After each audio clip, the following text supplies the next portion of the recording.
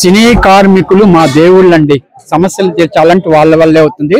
వాళ్ళ దేవుళ్ళు. వాళ్ళందరికీ ముందుగా నా ప్రణామం నమస్కరించిన మా ఫెడరేషన్ పెద్దలు కానీ, చిరంజీవి గారు కానీ, మా 24 సంఘాలు కానీ, సినీ కార్మికులందరికీ నా ధన్యవాదములండి. నేను 1989 నుంచి లైట్ మ్యాన్ గా పనిచేస్తున్నాను ఇక్కడ ఇండస్ట్రీలో. మేము ఇప్పుడు కోరుకునేది ఒకటేనండి, ఎప్పుడు అనాధికారంగా వస్తుంది ఆచారాలు, అవన్నీ మారవాలని చూస్తున్నారు. అవన్నీ ఏం మారవద్దండి.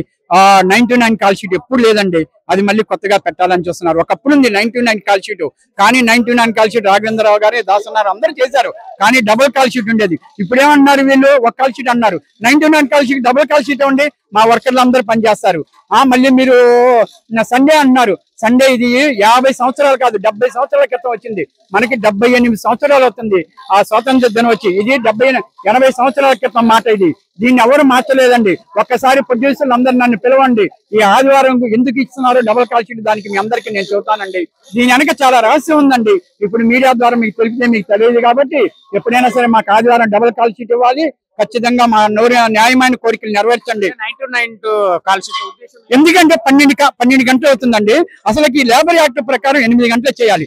పోతే మొత్తం చెబుతున్నాను వినండి, లేబర్ యాక్ట్ ప్రకారం మనకి 90 హాలిడేస్ ఉన్నాయి. లేబర్ హాలిడేస్ 90 ఉన్నాయి, కానీ సినీ పరిశ్రమలో మనకి 60 వస్తున్నాయి. 30 హాలిడేస్ మాకు చెందట్లేదు.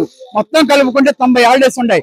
52 ఆదివారాలు ఉన్నాయి, 12 సెకండ్ సాటర్డేలు ఉన్నాయి, 5 నేషనల్ హాలిడేస్ ఉన్నాయి, 20 ఫెస్టివల్స్ ఉన్నాయి. మొత్తం 90 హాలిడేస్. కానీ సినీ పరిశ్రమకు సంబంధించి మనకి 60 హాలిడేస్ వస్తున్నాయి, 40 సండేలు వస్తున్నాయి, ఒక 20 ఏమో లేబర్ హాలిడేస్ వస్తున్నాయి, 60 వస్తున్నాయండి. అంతేకాని 99 కాదు భారం అండి. మేము ఉదయం 4 గంటలకు ఇస్తామండి, బాగా అర్థం చేసుకోండి మీరు. 4 గంటలకు ఇస్తాము, స్నానాలు అన్ని కాలకృత్యాలు చేసి 5 గంటల తర్వాత 6 గంటలకు యూనియన్ మాకు ఒక మేనేజ్మెంట్ ఉంటుంది. మేనేజ్మెంట్ దగ్గరికి వెళ్ళి అక్కడి నుంచి లొకేషన్కి వెళ్ళాలి. 7 అవుతుంది. 7 గంటల కాడి నుంచి మళ్ళీ లొకేషన్కి వెళ్ళి 9 ప్యాకప్ అయింది అనుకోండి, మళ్ళీ ఎక్విప్మెంట్ మొత్తం టోటల్ 18 గంటలు అవుతుంది. 18 గంటలకు మాకు ఎంత పడిద్దండి? మీరు పెంచినా 100 రూపాయలు పడుతుంది. ఏ కార్మికుడైనా 100 రూపాయలు చేస్తాడా? కార్మికుడు ఒక్కొక్కరు 500 నుంచి 1000 రూపాయల వరకు పని చేస్తారు. అది అర్థం చేసుకోండి మీరు. మాకు న్యాయం చేయండి మీరు. మా వర్కింగ్ కండిషన్ 99 కాల్ షీట్ ఒప్పుకోము. ఆదివారాలు మాకు డబుల్ బ్యాట్ వేస్తే చేస్తాం, 99 చేస్తాం, కానీ డబుల్ బ్యాటా కావాలి మాకు. ఆదివారం పని చేస్తాం, కానీ డబుల్ బ్యాటా కావాలి. కానీ ఇక్కడ అందరు స్కిల్ ఉన్నాళ్ళే పని చేస్తున్నారు. అప్పటి నుంచి 98 షూటింగ్లు జరగలేదా? సూపర్ హిట్ డూపర్ హిట్ సినిమాలు రాలేదా? దయచేసి అందరు అర్థం చేసుకోండి. మీరు నిర్మాతలు ఉండే కొంతమందికి అవగాహన లేదు, లేక ఈ మాట అంటున్నారు. మీరు డైలీ రండి ప్రొడ్యూసర్లు, కానీ మాకు ఏ రోజు ఆ రోజు వేతనం ఇవ్వండి. రెండో రోజు మీరు ప్రధానమైన డిమాండ్ కూడా అదే, వేతనాలు పెంచాలి, డైలీ ఇవ్వాలి. అదే 4 గంటలకే ఇచ్చేవాళ్ళండి అప్పుడు 90-91లో. మాకు ఒకటి నేను చూపిస్తున్నాను, మీరు దయచేసి రండి. వర్క్ అయిపోగానే నాకు ఇచ్చేసేవాళ్ళు. మీ దగ్గర ఉంది చూడండి, ఒక్కసారి చూపిస్తాను దయచేసి. వర్క్ అయిపోయి 4 ఇచ్చేసేవాళ్ళు. ఇది 92లో అండి నేను పనిచేశానండి. ఒక్క నిమిషం బ్రదర్, ఒక్క నిమిషం భయ్యా, ఇది వెయ్యండి, మీరు తెలిసిద్ది. ఇదిగోండి, మీరు చూసుకోండి,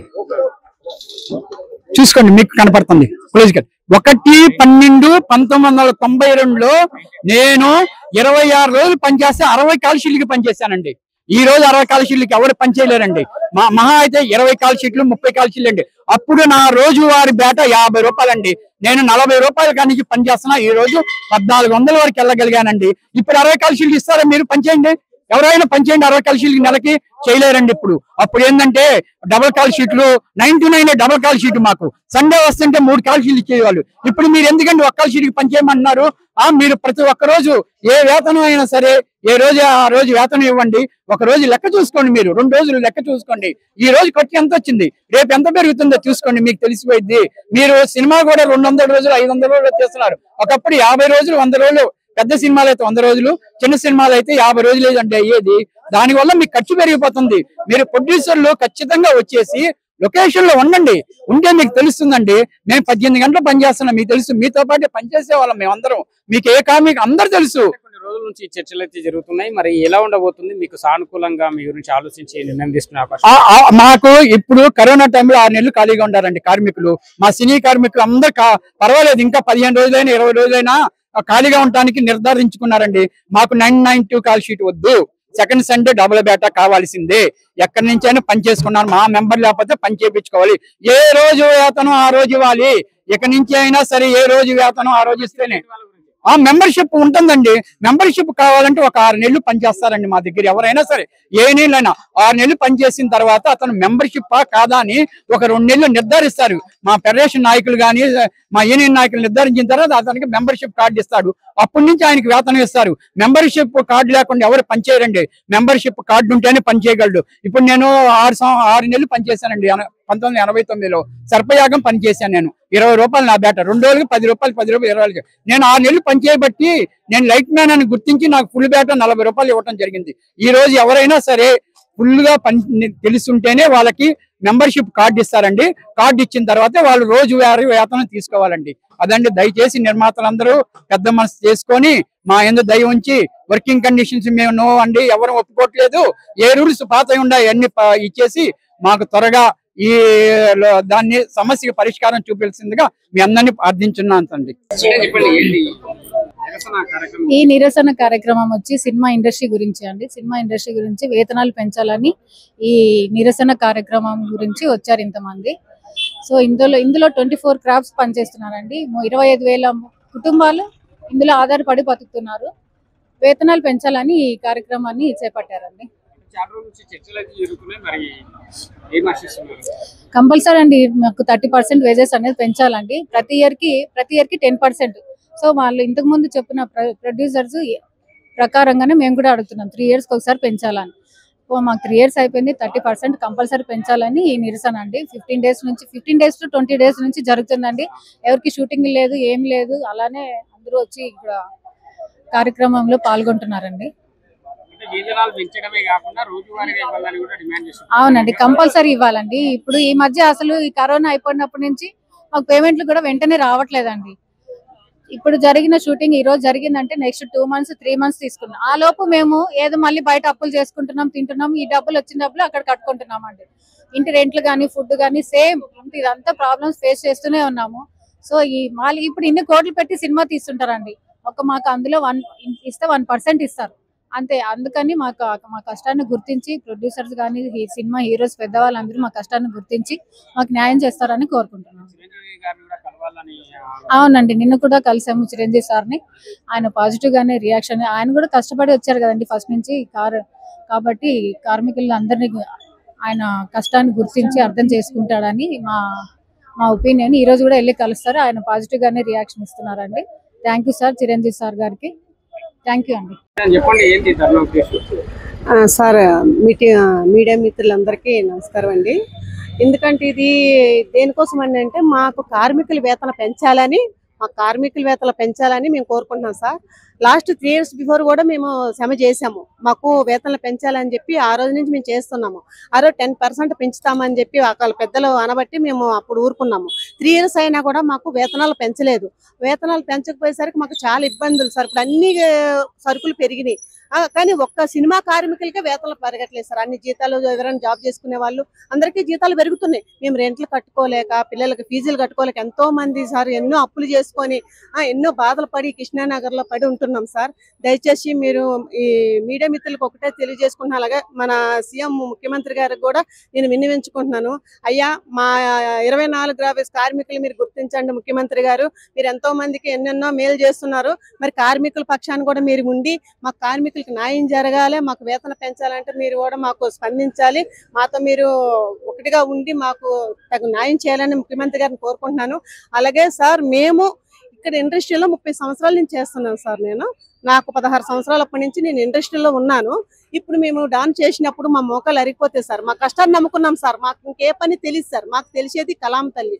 ఇక్కడ షూటింగ్ లో వర్క్ చేయడమే మాకు తెలుసు. మాకు ఉద్యోగాలు లేవు, మాకు ఏం లేవు సార్. ఈ 30 సంవత్సరాల నుంచి కష్ట నష్టాలు, బాధలు ఎన్నో భరించాం సార్. తినలేని రోజులు ఉన్నాయి సార్, వర్క్ లేని రోజులు ఉన్నాయి సార్. ఇప్పుడు నేటికి 5-6 నెలల నుంచి మాకు వర్కులు లేవు సార్. మేము ఎలా బతకాలి, ఎలా రెంట్ కట్టుకోవాలి?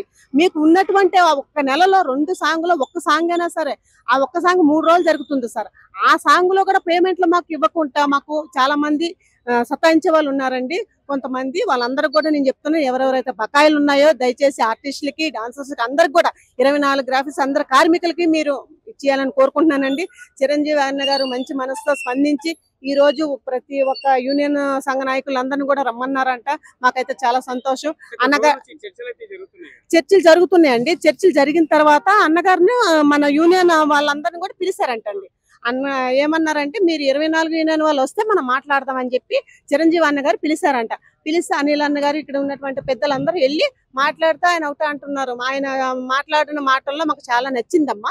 ఆయన ఏంటంటే మనకు న్యాయం చేస్తారని చెప్పి వాళ్ళ డయాస్ మీద పెద్దలు చెప్పడం జరిగింది.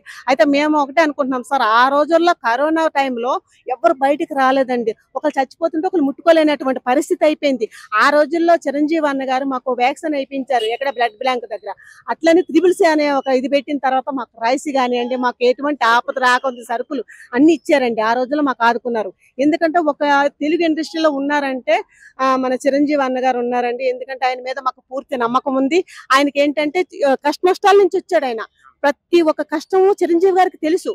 ఇప్పుడు మన కార్మికుల గురించి ఆయన కూడా ఒక కార్మికుడిగా వచ్చి ఈ రోజు ఎదిగాడంటే ఆయన కసి, ఆయన పట్టుదల, ఆయన ఎంతో బాధపడి ఎంతో ప్రయాసపడితే గానీ ఈ స్థితికి రారండి.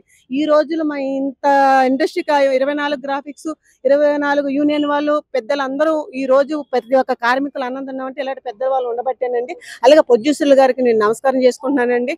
ప్రొడ్యూసర్లు అంటే మేము తల్లిదండ్రులనే ఎక్కడో వదిలేసి మేము కలంతలు నమ్ముకొని వచ్చామంటే మాకు ఏదో పని అయితే మాకు ఏం డ్యూటీలు కానీ ఉద్యోగాలు లేవు సార్. మీరు ఉండబట్టే మేము బతుకుతున్నాం సార్. ఎందుకంటే ప్రొడ్యూసర్లు మాకు దేవతలతో సమానం, దేవుళ్ళతో సమానం. దయచేసి ప్రొడ్యూసర్లు అందరూ గ్రహించండి. మాకు కార్మికులకి వేతనలు పెంచండి అయ్యా. మీరు మంచి మంచి చేసుకొని మాకు వేతనలు పెంచుతారని మేము మనసారా కోరుకుంటున్నాం. చిరంజీవి అన్న గారు దయచేసి మీరు కూడా మంచి మనసుతో మమ్మల్ని ఆశీర్వదించి ప్రతి ఒక్క కార్మికుడికి కడుపు నిండా అన్నం తినేటట్టు, మంచి వర్క్ ఉండేటట్టు, అట్లనే వేతనలు పెంచాలని అన్న మీరు మంచి మనసుతో అందరికీ నచ్చ చెప్పి వాళ్ళందరినీ ఒక ఐక్యతగా తీసుకొచ్చి ఒక తాటి మీద నడిపిస్తారని చిరంజీవి అన్న గారికి మరి ఒకసారి విన్నవించుకుంటున్నానండి. అన్న మీకు నిజంగా మేము రుణపడి ఉంటామన్న 24 గ్రాఫిక్స్ నేను మాకు న్యాయం చేయండి అన్న, మాకు వేతనలు పెంచండి అన్న.